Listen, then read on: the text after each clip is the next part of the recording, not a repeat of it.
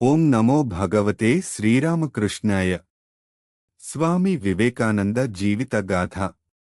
నరేంద్రుడు తన 8వ ఏట ఈశ్వర్చంద్ర విద్యాసాగర్ మెట్రోపాలిటన్ పాఠశాలలో చేరాడు.